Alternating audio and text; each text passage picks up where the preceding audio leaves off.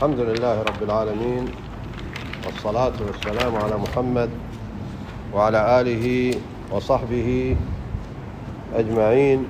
أما بعد،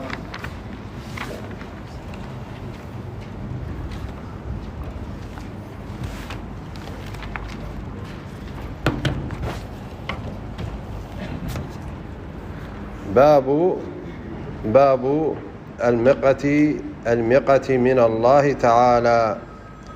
هذا الباب بوابه البخاري رحمه الله، ويقصد به المحبة من الله جل وعلا. المقة يعني المحبة، هذه الترجمة مأخوذة من شطر لبعض ألفاظ الحديث، لكن في غير البخاري. وقلنا أن الأبواب هذا تراجم من منهج البخاري في التراجم، أنه أحيانا يذكر حديث على شرطه في صحيحه، وأحيانا شطر آية، وأحيانا يذكر شطر حديث ليس على شرطه، يعني يكون مروي في الكتب الأخرى. نعم.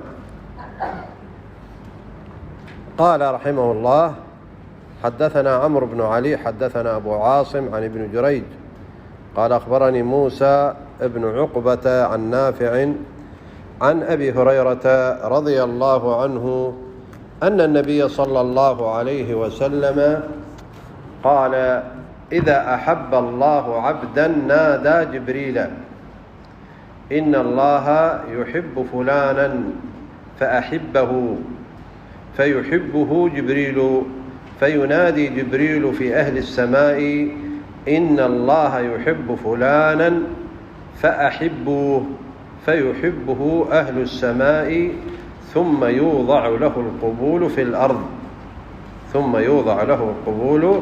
الأرض.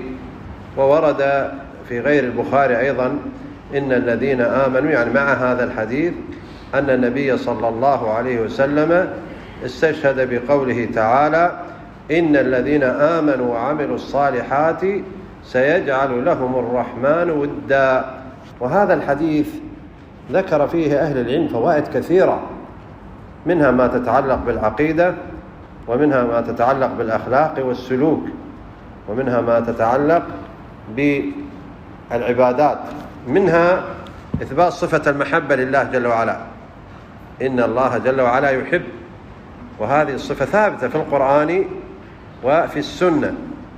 والقاعدة في ذلك يعني في باب الأسماء والصفات، أن أهل السنة والجماعة يثبتون ما أثبته الله جل وعلا لنفسه، وما أثبته الرسول صلى الله عليه وسلم له، من غير تمثيل ولا تكييف ولا تحريف ولا تعطيل. هذا المنهج وفق الله جل وعلا أهل الحق أهل السنة والجماعة له، بينما خالف كافة الطوائف ذلك، فلا يثبتون صفة المحبة ولا صفة الرحمة. اضف إلى ذلك الصفات الفعلية لا يثبتونها لله جل وعلا. كذلك يا أخوة في هذا الحديث إثبات صفة النداء، نادى الله جل وعلا ينادي. وأهل العربية يقولون النداء لا يكون إلا بصوت مسموع، وهذا في رد على أهل الكلام الذين قالوا كلام الله نفسي، يعني إن الله جل وعلا لا يتكلم بكلام مسموع. يقال: فماذا تقولون بصفة النداء التي ثبتت في القرآن وفي السنة؟ وإذ نادى ربك موسى، فثبتت في القرآن وفي السنة أحاديث كثيرة أن الله جل وعلا ينادي. ورد في بعض أحاديث البخاري قال: فينادي بصوت، يعني وردت فينادي مبني المعلوم فينادى، وأكثر يعني الرواة كما قال أهل العلم فينادي بصوت. ويعني على قاعدة أهل السنة إثبات ذلك من غير تمثيل ولا تكييف ولا تحريف ولا تعطيل، فيها إثبات صفة الكلام لله جل وعلا، وأنه بصوت وحرف، وأنه مسموع. لما نادى الله جل وعلا النبي، لما نادى جبريل سمعه جبريل واستجاب لهذا الأمر. هذه الفائدة الثانية. الفائدة الثالثة أنه في هذا الحديث اجتمع في هذا الشخص حب الله جل وعلا له، حب الله له، وحب الملائكة، وحب الناس. فلذلك هذه من الصيت والذكر الجميل. وورد في بعض ألفاظ الحديث في غير البخاري أن الله جل وعلا ما عند عبد، يعني ورد في رواية قال: ما من عبد إلا وله صيت. الصيت بمعنى السمعة ويعني الذكر. ما من عبد إلا وله صيت في السماء. ما من عبد إلا وله صيت في السماء، يعني يذكرونه أهل السماء، يذكرونه أهل السماء، يعني الملائكة. كل عبد في هذا الحديث دلالة على أن كل عبد الملائكة تعرفهم.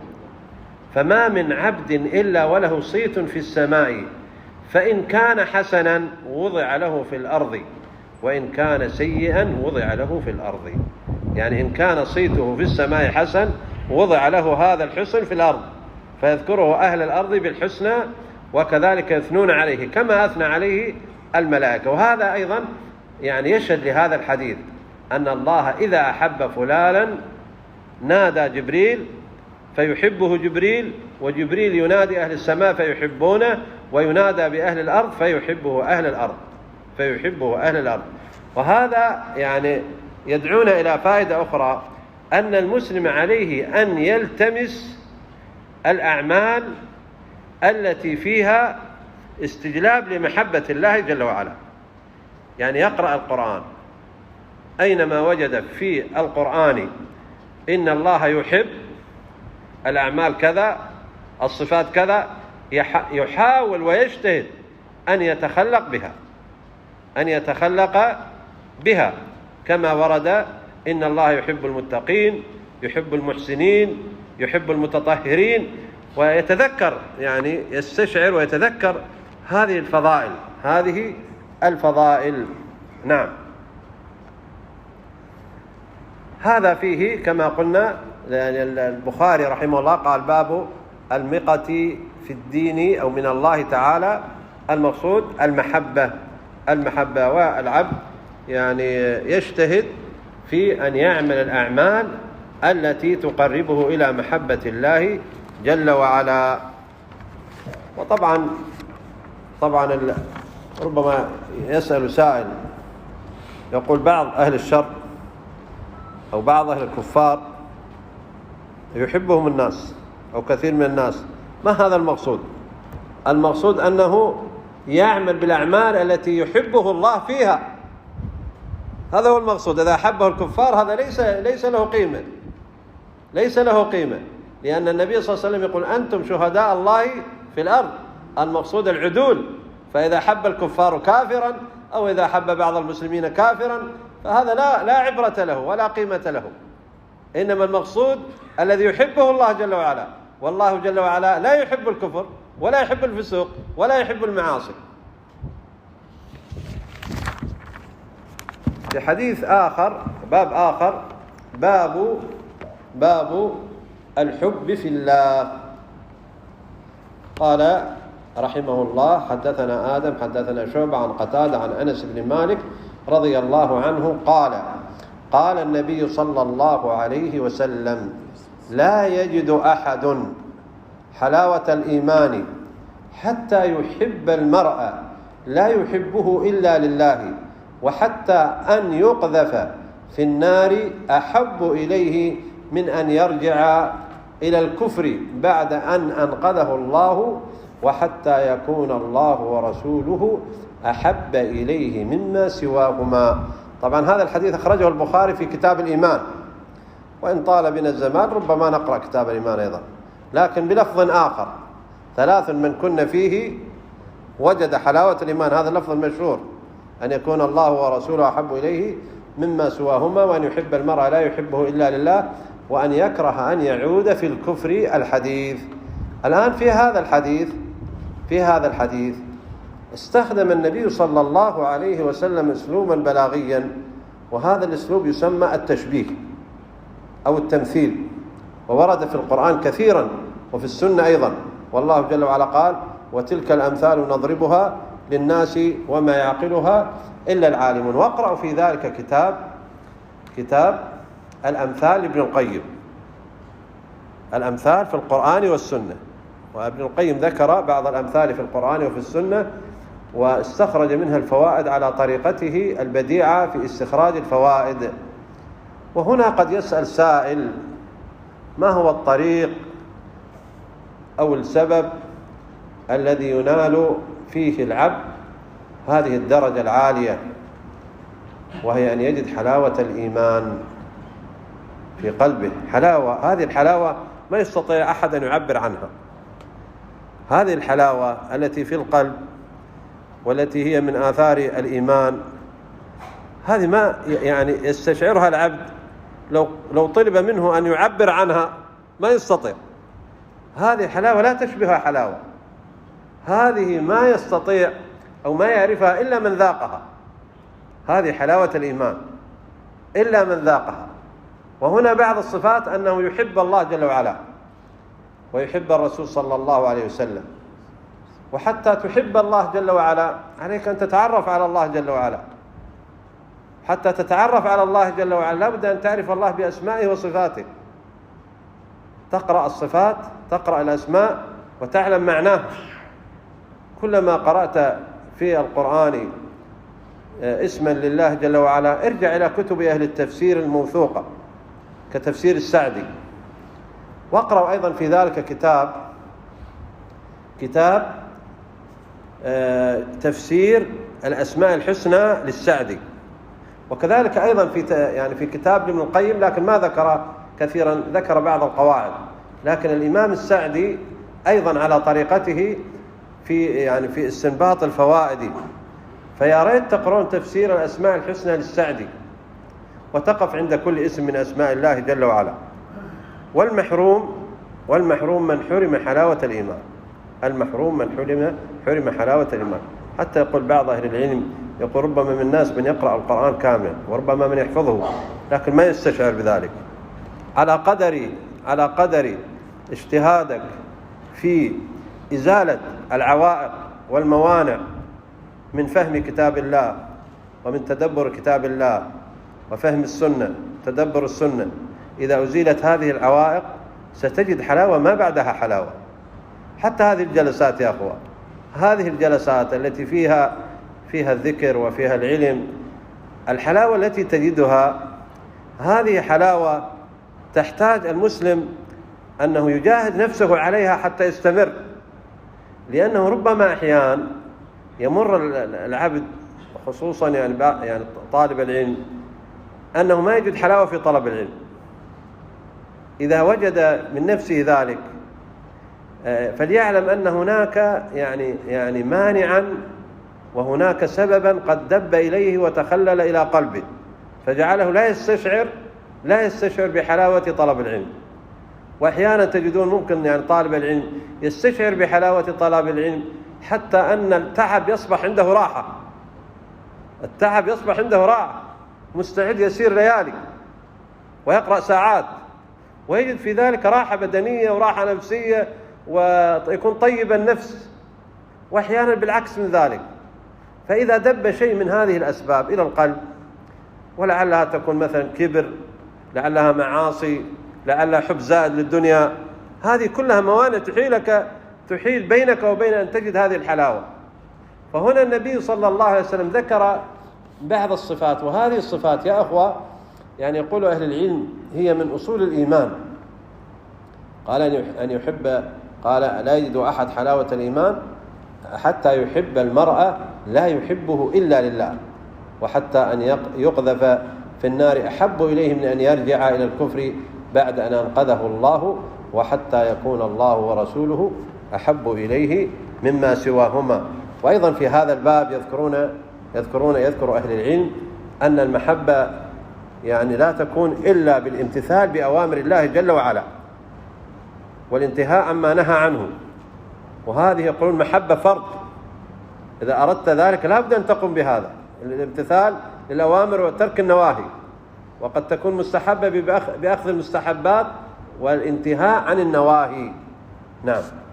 وهناك أشياء كثيرة حقيقة يعني ما أستطيع كل ما يعني كتبته حتى لا يطيل، لكن ارجعوا إلى شرح الشيخ العثيمين في هذا الباب، وارجعوا أيضا إلى شروح العلماء كشرح ابن حجر رحمه الله.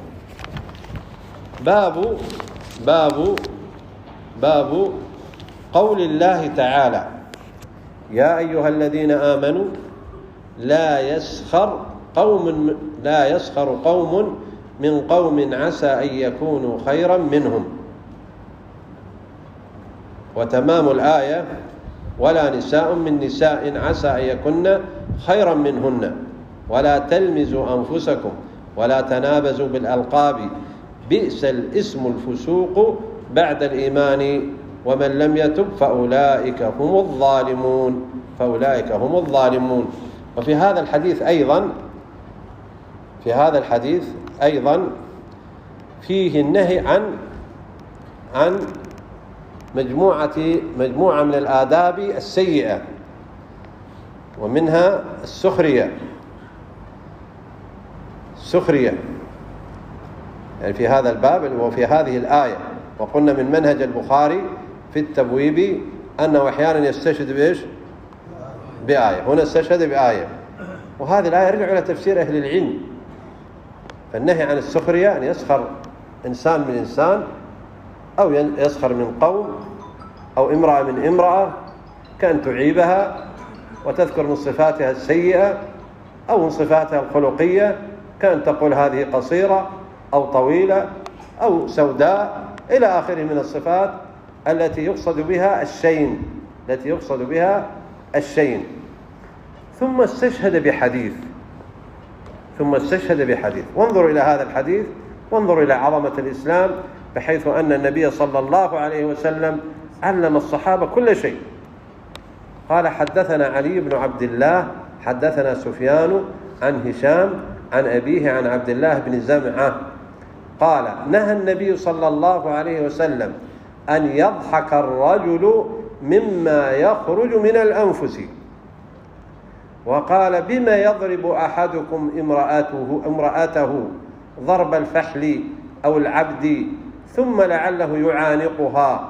وقال الثوري ووهيب وأبو معاوية عن هشام: جلد العبد، يعني ما شكوا.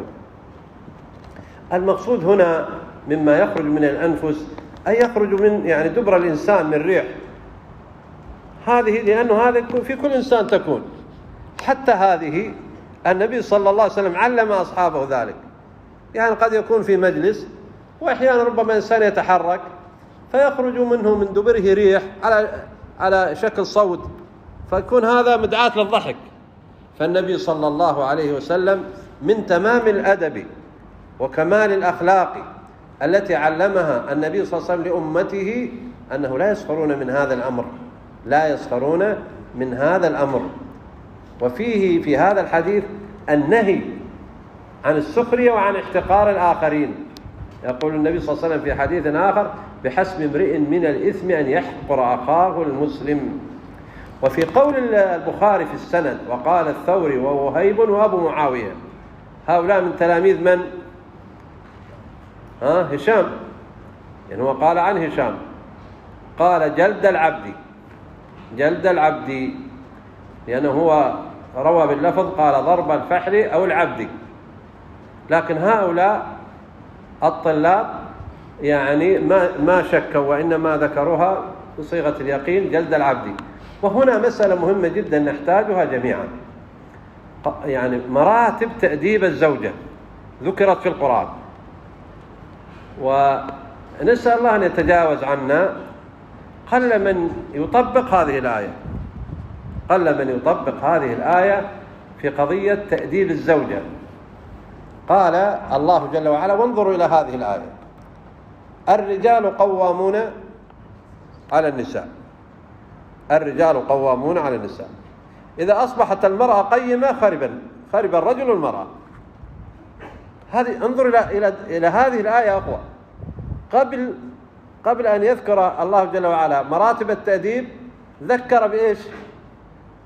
أن القوامة في البيت الرجل. قال: الرجال قوامون على النساء.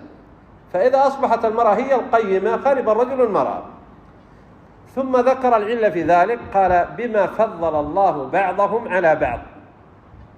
جنس الرجال الأصل فيه أفضل من جنس النساء، لكن هذا ما يعني أنه ربما تكون بعض النساء أفضل من بعض الرجال. وبما أنفقوا من أموالهم، فالأصل في الإنفاق وإدارة البيت وإدارة نفقة البيت تكون للرجل والمرأة، الأصل للمرأة، العفو للرجل. وبما أنفقوا من أموالهم، هذه ذكر بها المجتمع، ذكر بها الرجال، ذكر بها النساء، ثم وصف النساء التي يعني صفات المرأة التي ينبغي أن تكون عليها. قال فالصالحات قانتات حافظات للغيب بما حفظ الله. فالمرأة الصالحة القانتة هي تحفظ نفسها، تحفظ دينها، تحفظ زوجها، تحفظ مالها، تحفظ مال زوجها. هذه المرأة النادرة على الغالب أنه لا تتعرض إساءة من الرجل، فلذلك ذكر الله جل وعلا هذه الصفات في المرأة. فإذا كانت المرأة صالحة قانتة حافظة للغيب، لأن الرجل يخرج، وذكر هنا في هذه الآية ذكرت قضية حفظ الغيب. الرجل يخرج، فالمرأة أصبح الرجل في حفظ فراش الرجل، حفظ بيت الرجل، هذا أصبح أمانة في عنقها. لذلك ذكر الله جل وعلا هنا، قال فالصالحات قانتات حافظات للغيب بما حفظ الله واللاتي تخافون نشوزهن. الآن انتقل إلى قضية قضية ترتيب في تأديب المرأة. حتى أهل العلم يذكرون فوائد، يقول لك الرجل إذا لاحظ شيء على زوجته مريب، قبل أن ما يتركها حتى تنشز، واللاتي تخافون من نشوزهن ابتداء.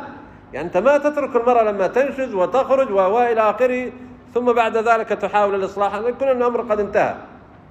لا، والآن واللاتي تخافون نشوزهن فعظوهن. المرتبة الأولى الموعظة، وهذه قل من يفعلها يا أخو مع النساء. من جالس الآن ويا زوجته يعظها، سواء إذا ظهر منها شيء أو طول لسان أو إلى آخره، قليل جدا من يفعل ذلك منا. بل من جلس مع زوجته يعلمها العلوم الشرعية أصلا قليل، نادر جدا. وخصوصا في مجتمعاتنا يا أخوة، مجتمعاتنا الغالب في النساء ما يقرأن ولا يكتبن ولا يعرفون شيء، وهذه مسكينة ما أحد يعلمها. فلذلك في تقصير في هذا الجانب. حتى بعض المشايخ يقول هناك تقصير من جانب النساء، يقول في هذه المناطق التي تنتشر فيها الدعوة السلفية انتشارا واسعا ملحوظا، وهذا من فضل الله جل وعلا، لكن مع ذلك في تقصير مع النساء من جهة التعليم، وتقصير من جهة القرآن، من جهة الحفظ. فهناك تقصير في جهة الحفظ، فلا تكاد تجد في مسجد هناك دورات مستمرة على مدار السنة في تحفيظ القرآن، ولا تجد شباب إلا نادر جدا قليل جدا قد أكملوا حفظ القرآن بإتقان. شباب في بداية 10 أو 11 أو 15 موجود ولا ما موجود؟ أنا حسب علمي أنه قليل جدا. قلت لك بعض المشايخ أكد على ذلك، قال فعظوهن، هذا الأول. فإذا المرأة ما استجابت للوعظ ينتقل إلى المرتبة الثانية، واهجروهن في المضاجع. قيل لماذا ذكر المضاجع؟ قيل أن الهجر ما ينبغي أن يكون خارج البيت، أنه يخرج من البيت ويتركها، لكن في حدود في حدود الغرفة، في حدود المضجع، كان يوليها ظهره مثلا، أو لا يكلمها فترة من الزمن حتى تعود. فإذا ما فاد هذا الأمر واضربوهن. لماذا ذكرنا هذه الآية؟ لأن له علاقة وين؟ له علاقة في الحديث. قال واضربوهن، فإن أطعنكم بعد الضرب فلا تبغوا عليهن سبيلا. إذا طاعت المرأة لا يجوز البغي عليها، وسماه الله جل وعلا بغي. إن الله كان عليا إيش؟ حكيمة ولا كبيرة؟ كبيرة.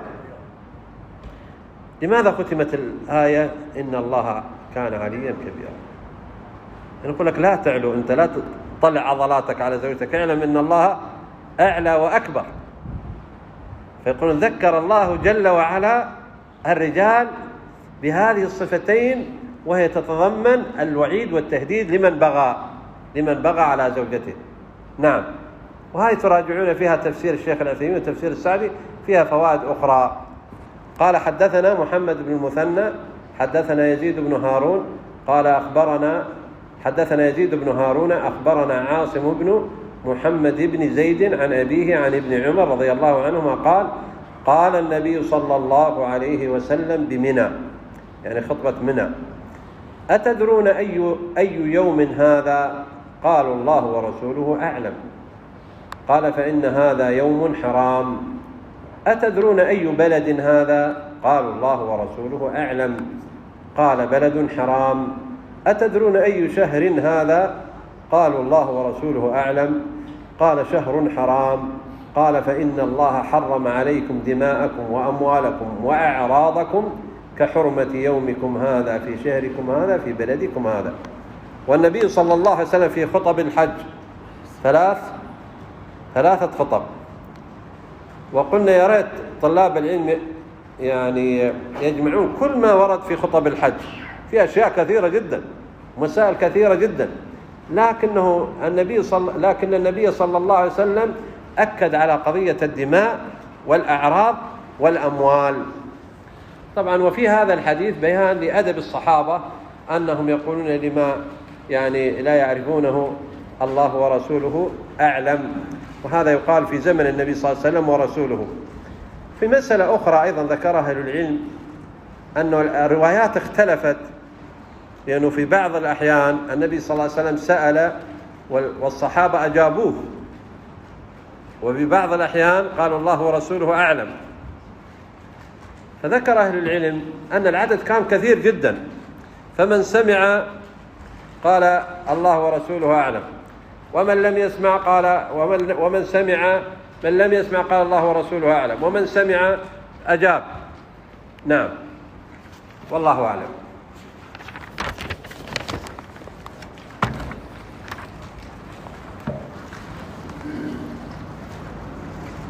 باب ما ينهى عن السباب واللعن. قال حدثنا سليمان بن حرب حدثنا شعبة عن منصور قال سمعت أبا وائل يحدث عن عبد الله قال رسول الله صلى الله عليه وسلم: سباب المسلم فسوق وقتاله كفر. تابعه غندر عن شعبة. نعم. أهل العلم يقولون الفسوق على نوعين، كما أن الشرك على نوعين، كما أن الكفر على نوعين: فسوق أكبر وفسوق أصغر. كذلك كفر أكبر مخرج من الملة وكفر أصغر، وكذلك شرك أكبر مخرج من الملة وشرك أصغر. وهنا المقصود بالفسوق والكفر هل هو الأكبر أم الأصغر؟ المقصود هنا الأصغر، وفيه التحذير الشديد من سب المسلم، لأن النبي صلى الله عليه وسلم قال سباب المسلم فسوق، وهذا فسوق كما قلنا فسوق أصغر، يعني لا يخرج من الملة. وقتاله كفر، لكن هل الكفر المقصود به مخرج من الملة؟ لا، لأن الله جل وعلا قال: وإن طائفتان من المؤمنين اقتتلا فأصلحوا بينهما إلى آخره. وورد في بعض الآثار في بعض الأحاديث إطلاق الكفر على على المعاصي، كما قال النبي صلى الله عليه وسلم: 2 في الناس هم فيها كفر: الطعن في النسب والنياحة على الميت. وقال: من رغب عن أبيه فهو كفر. وقال في الزوجات: يكفرن الإحسان والعشير. ثم قال رحمه الله ساق حديثا آخر: حدثنا أبو معمر حدثنا عبد الوارث عن الحسين عن عبد الله بن بريدة حدثني يحيى بن يعمر أن أبا الأسود الديلي حدثه عن أبي ذر رضي الله عنه أنه سمع النبي صلى الله عليه وسلم يقول: لا يرمي رجل رجلا بالفسوق ولا يرميه بالكفر إلا ارتدت عليه إن لم يكن صاحبه كذلك. وهذا أيضا فيه وعيد شديد لمن ينطلق لسانه بتفسيق المسلمين وبتكفيرهم. وأهل السنة عندهم ضوابط يا أخوة في مسألة التكفير، عندهم ضوابط. يعني من ضوابط تكفير المعين لا يجوز الإقدام على تكفير شخص بعينه إلا بضوابط وشروط. ومن هذه الضوابط أن يقع المعين بناقض من نواقض الإسلام دل عليها الدليل من القرآن أو السنة، هذا رقم 1. رقم 2 أن تقام عليه الحجة الرسالية تفصيلية وتزال عنه الشبهة. ثالثا أن تنتفي عنه الموانع، فقد يكون هناك موانع لتكفيره، كان يكون جاهلا أو مكرها أو مخطئا أو ناسيا أو متأولا تأويلا سائغا، وهذه كلها تعتبر موانع للتكفير. كذلك الذي يطلق أحكام التكفير ليس لعوام الناس، إنما لأهل العلم حتى لا يكون فوضى. فلذلك يعني أهل السنة والجماعة الذين يسيرون على منهج السلف من أرحم الناس بالناس. ومنهج التكفير عموما هذا المنهج الذي يعني انتشر في كثير من بلاد المسلمين، هذا لا يزال إلا بالعلم، لأن كثير من الشباب مغرر بهم، فلذلك يقابل هذا الفكر بالعلم، والدليل أنه لما خرج من خرج على علي رضي الله عنه في معركة أو قبل معركة النهروان، علي رضي الله عنه بعث عبد الله بن العباس رضي الله عنهما إلى الخوارج يناظرهم، فرجع ما يقارب ثلثي الخوارج معه، يعني رجعوا عن دينهم أو عن منهجهم. نعم.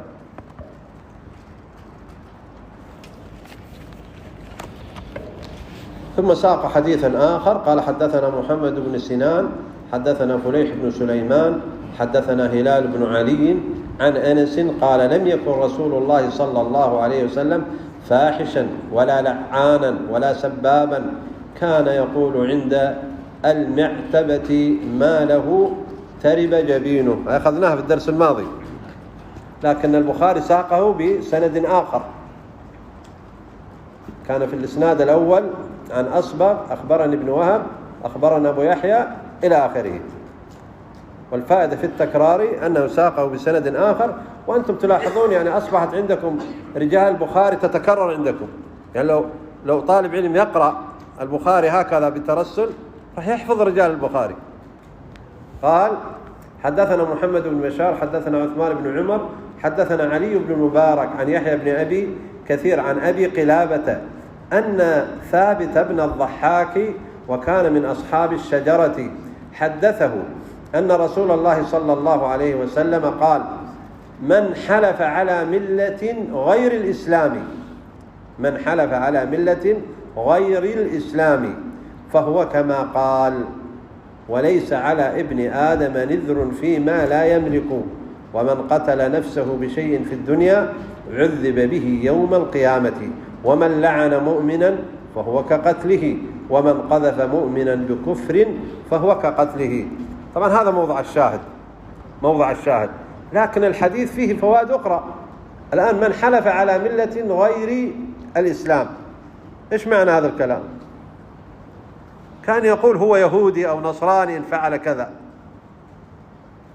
تسمعون أحيانا يقول أنا كذا إن فعلت كذا أو إن لم أفعل كذا، أو إن كذا وكذا، هو يهودي أو نصراني أو يقول عن نفسه.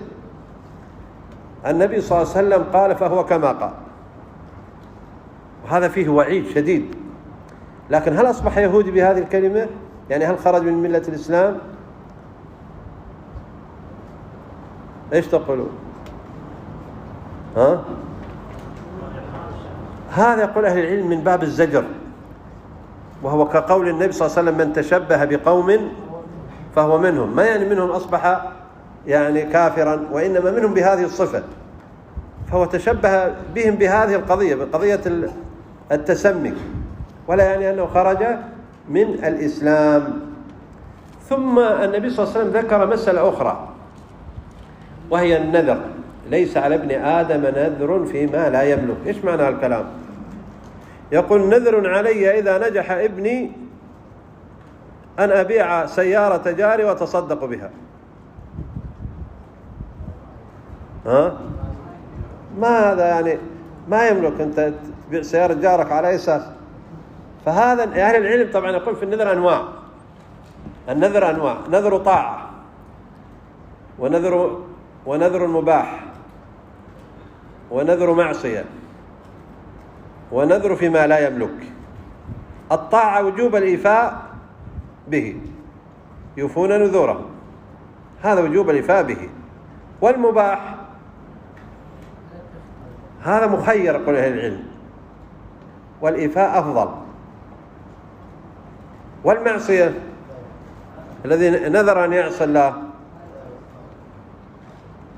هذا لا يجب الوفاء به، يحرم الوفاء به. لكن هل عليه كفارة أم لا؟ عليه كفارة، عليه كفارة. ونذر فيما لا يملك هذا لغو وليس عليه كفارة. طيب الذي ينذر شيئا مكروها كان ينذر يصوم يوم الجمعة، شو تقولون؟ عليه كفارة يمين.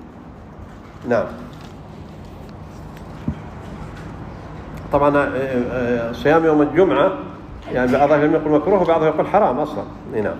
فإذا كان من باب الحرام فهو نذر معصية. نعم. وفي الحديث أيضا يعني كما ذكرنا الترهيب الشديد من لعن المؤمن، فقال فهو كقتله. لكن هنا التشبيه، هل هو يصبح قاتل نفس أم المقصود للزجر؟ هنا المقصود للزجر. نعم. كذلك من قال للمؤمن يا كافر فهو كقتله. وانظروا يا أخوة، الذي يقول للمؤمن يا زاني، الذي يقول للمؤمن يا زاني، والذي يقول للمؤمن يا كافر، يا كافر أشد، صح؟ يعني كفره. هذا الذي يقول يا كافر يعني وقع في الكفر العملي الأصغر، لأنه إن كان يعني كذلك وإلا إيش هذا الكفر عليه. لكن الذي يقول المؤمن يا زاني هذا يترتب عليه إيش؟ يترتب عليه حد. قال أهل العلم وذلك لحفظ الأعراض وأن لا تنتشر الفاحشة. مع أنه الذي قال يا كافر يعني أغلط، لكنه إذا قالوا يا زاني ما يكفي أنه يعني إذا تاب الله عليه من جهة حقوق الله جل وعلا، لأنه يكون فاسق وكاذب ويجلد. فإن تاب يعني تاب الله عليه، لكن الحد يبقى الحد. يكون هذه من باب حفظ أعراض الناس. نعم.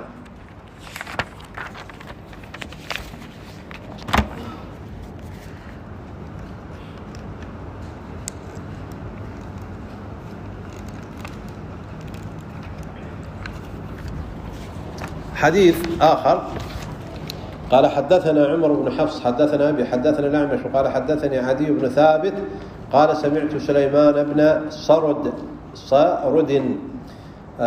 رجل من أصحاب النبي صلى الله عليه وسلم قال استب رجلان عند النبي صلى الله عليه وسلم فغضب أحدهما فاشتد غضبه حتى انفتح وجهه وتغير، فقال النبي صلى الله عليه وسلم إني لأعلم كلمة لو قالها لذهب عنه الذي يجد.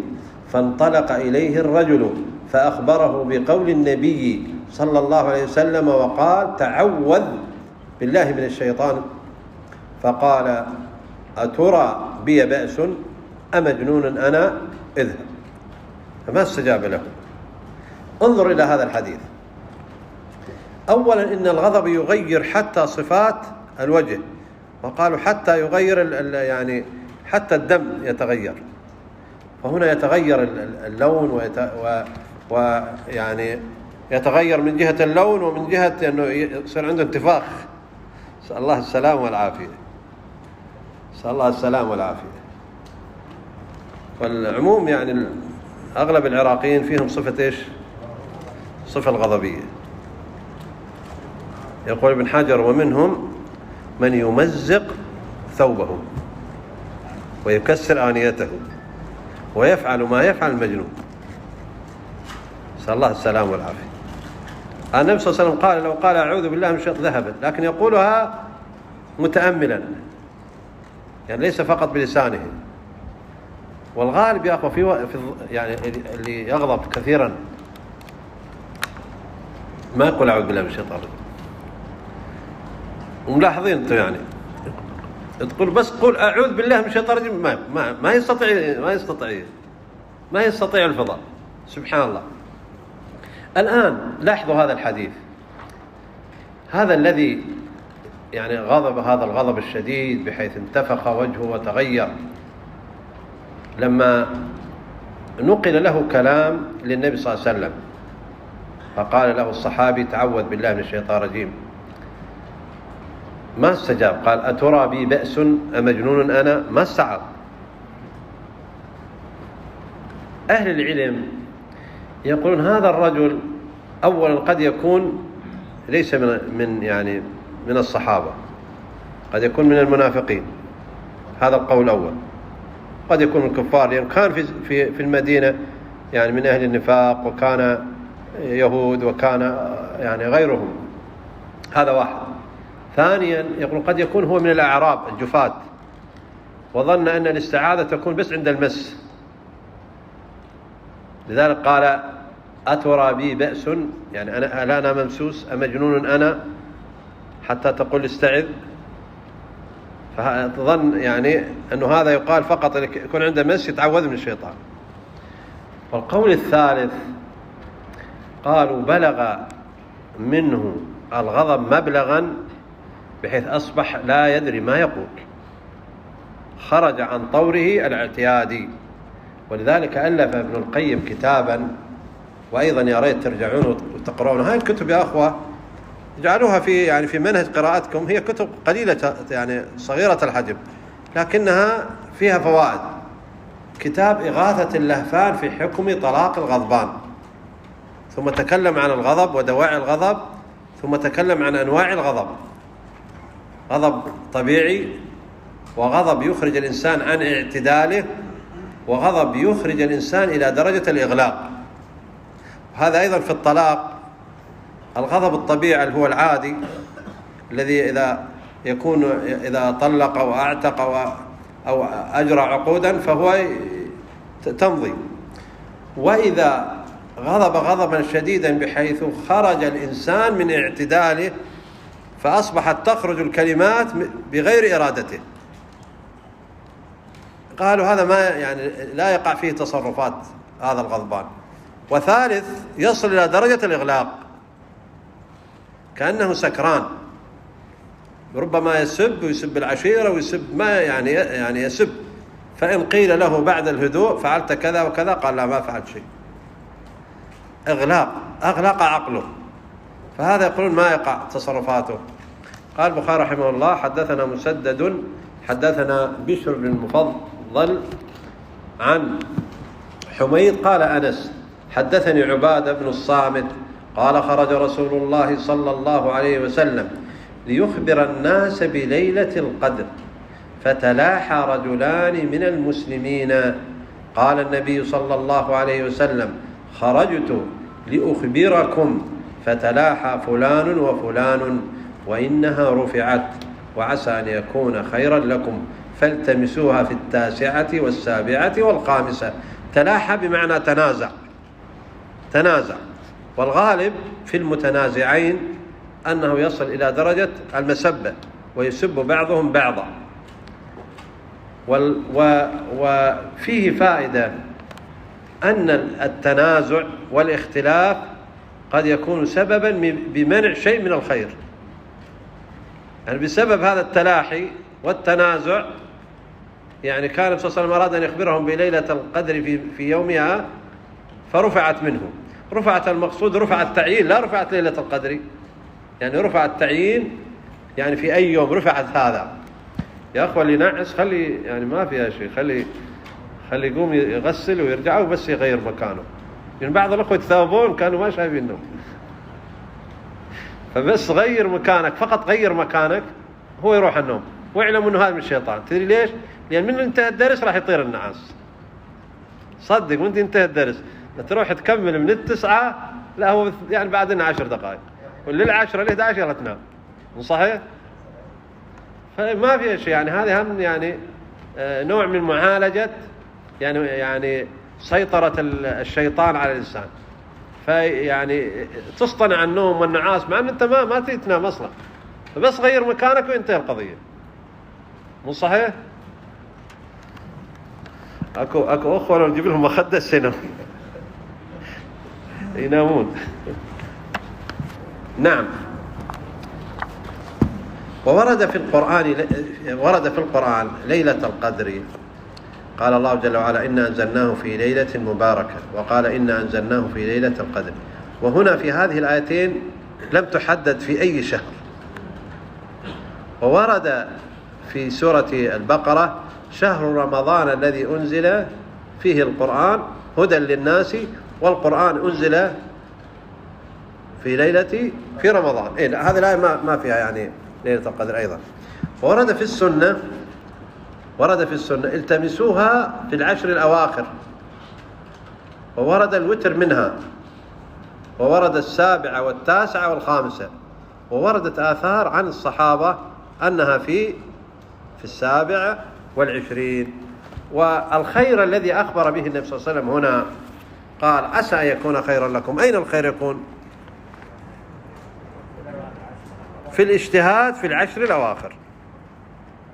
فإذا اجتهد المسلم في العشر الأواخر أدرك ليلة القدر بإذن الله جل وعلا. قال حدثنا عمرو بن حفص حدثنا أبي حدثنا الأعمش عن المعرور عن أبي ذر.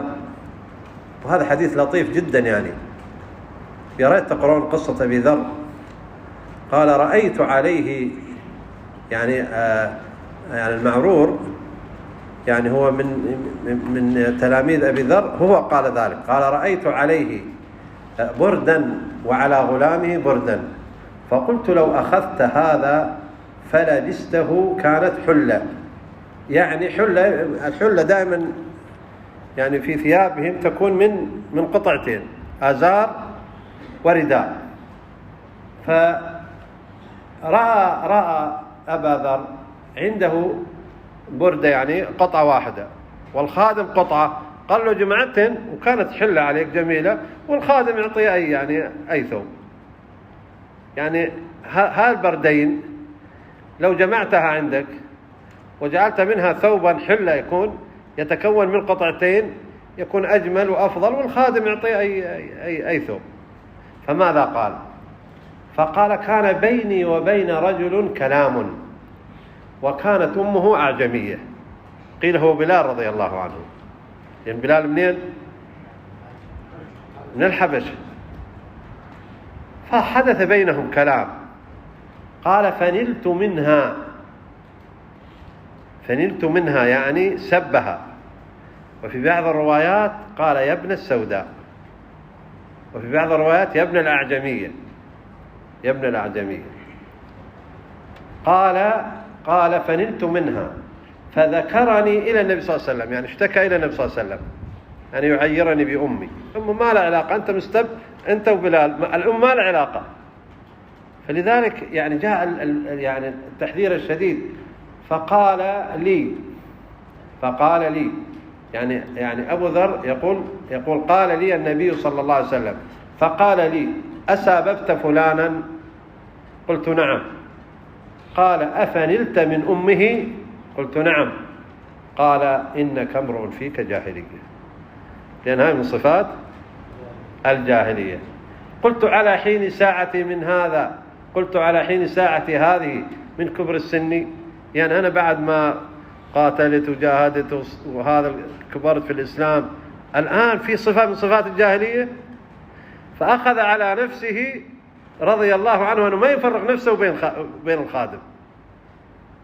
فهو ذكر هذه القصة ليش؟ يعني هو ملبس الخادم مثل ثوبه، يعني شلون كتعزيرا لنفسه.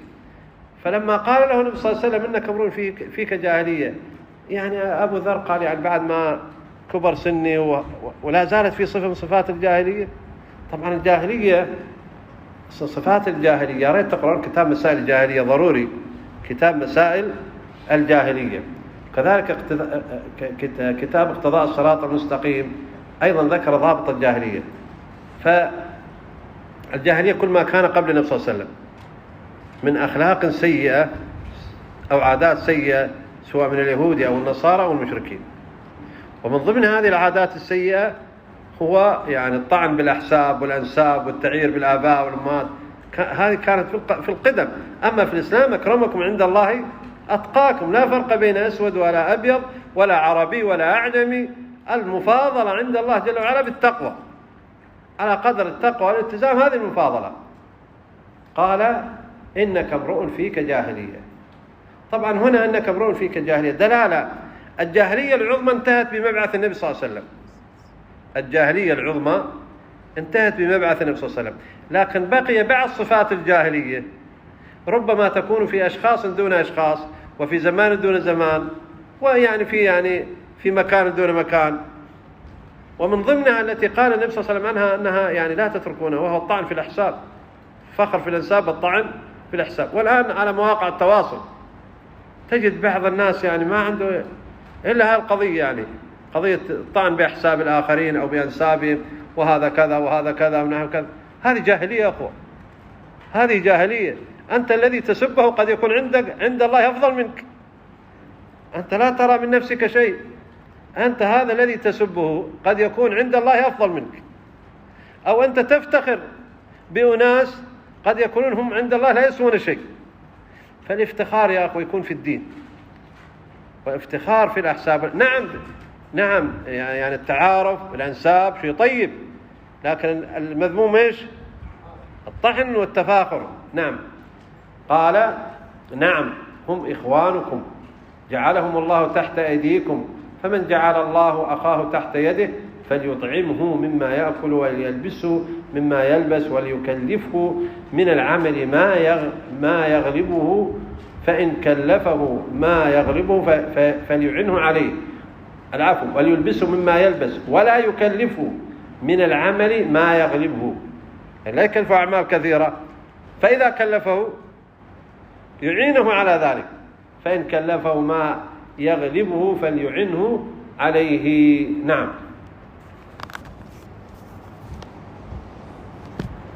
نأخذ هذا الباب إن شاء الله ونختم به. باب ما يجوز من ذكر الناس نحو قولهم الطويل والقصير. وقال النبي صلى الله عليه وسلم ما يقول ذو اليدين وما لا يراد به شيء رجلي، يعني كان يعرف الرجل بصفة معينة، كما كانوا يقولون الأعرج والأعمش وإلى آخره. يعني معروف راوي من يعني الرواة معروف بهذا، الأعمش وغيره. وهنا صحابي معروف بهذا الوصف، قال. لكن انظروا إلى فقه البخاري رحمه الله، يعني قيد ذلك، قال وما لا يراد به شيء رجلي، يعني هو ما يزعل منه، ما يغضب، وليس فيه هو من باب التنقص، لكن هذا من باب الإخبار بشيء يعرف به فقط، ليس من باب التنقص. إذا قصد التنقص لا يجوز، إذا قصد التنقص حتى لو كان معروفا وهو لا يغضب منه ويرضاه، لكن أنت إذا قصدت التنقص لا يجوز. إذا قصدت التعريف والإخبار لا حرج. قال حدثنا حفص بن عمر، تلاحظون من شيوخ البخاري المكررة حفص بن عمر. حدثنا يزيد بن إبراهيم حدثنا محمد عن أبي هريرة رضي الله عنه قال صلى بنا النبي صلى الله عليه وسلم الظهر ركعتين ثم سلم، ثم قام إلى خشبة في مقدم المسجد ووضع يده عليها. يعني كأنه عليه الصلاة والسلام يعني عنده شيء من انقباض النفس، يعني هو صلى بركعتين ونسى، فذهب إلى خشبة في مقدمة المسجد.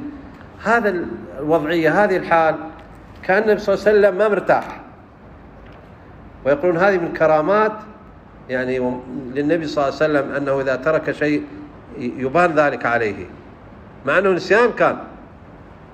نعم. يذكر بعض أهل العلم يقول لأن الله جل وعلا يعني ذكر أن انشراح الصدر يكون وين؟ بالإسلام، فمن ترك شيء من واجبات الإسلام لا بد أن يضيق صدره. قال: ووضع يده عليها، وفي القوم يومئذ أبو بكر وعمر، فهابا أن يكلماه. لماذا ذكر أبو بكر وعمر؟ لأن أبا بكر وعمر كانوا ملازمين له، لكن كان يعني الصحابة يهابون النبي صلى الله عليه وسلم. قال: وخرج سرعان الناس، طلعوا فقالوا: قصرت الصلاة. ظنوا أنه إيش؟ قصرت، يعني خلاص سلم النبي صلى الله عليه وسلم وطلعوا، قالوا: قصرت الصلاة، الصلاة قصرت إلى ركعتين. فقال: وفي القوم رجل كان النبي صلى الله عليه وسلم يدعوه ذا اليدين، كان في يديه شيء من الطول، فقال: يا نبي الله، أنسيت أم قصرت؟ وهذا من أدبه، لم يجزم بشيء، يعني ما قالوا نسيت ولا قالوا قصرت، استفهم. فقال: لم أنس ولم تقصر. والنبي صلى الله عليه وسلم أجاب على غالب ظنه، قالوا: أنا ما نسيت ولم تقصر. أجاب على إيش؟ على غالب ظنه. قالوا: بل نسيت يا رسول الله. قال: صدق ذو اليدين. فقام فصلى ركعتين ثم سلم ثم كبر فسجد مثل سجوده أو أطول، ثم رفع رأسه وكبر، ثم وضع مثل سجوده أو أطول، ثم رفع رأسه وكبر. هذا الحديث فيه فائدة، وفيه رد على الطاعنين في السنة أو الطاعنين في النبي صلى الله عليه وسلم، أن النبي صلى الله عليه وسلم هنا يعني نسى. طيب، يعني كيف ترد على من قال إذا كان صلى الله عليه وسلم ينسى؟ طيب كيف سيبلغ الشريعة إذن؟ والله جل وعلا قال: سنقرئك فلا تنسى. فلا تنسى هنا بمعنى أخبار أنه لا تنسى شيء تقرأه أو تحفظه أو مما هو يتلى. قال أهل العلم هنا النسيان هنا مما هو من طبيعة البشر، وليس هو من باب النسيان في التبليغ والدين، لأن ذاك معصوم عنه النبي صلى الله عليه وسلم فلا ينسى شيء، لكن من طبيعة البشر قد ينسى، وهو أيضا من باب التشريع العملي. فلذلك شرع إيش؟ سجود السهو. وسجود السهو إما يكون لزيادة أو لنقصان أو لشك. فإذا كان لزيادة فالوارد بعد السلام، وإذا كان لنقصان قبل السلام، وإذا كان لشك فهو يتحرى، فإن بنى على الأقل فيكون قبل السلام. والله أعلم. وهذا ممكن تراجعونه في كتب الفقه.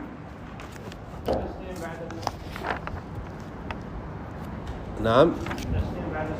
إلى هنا. سبحانك اللهم وبحمدك، لا إله إلا أنت، نستغفرك ونتوب إليك، وصلى اللهم على محمد وعلى آله وصحبه أجمعين.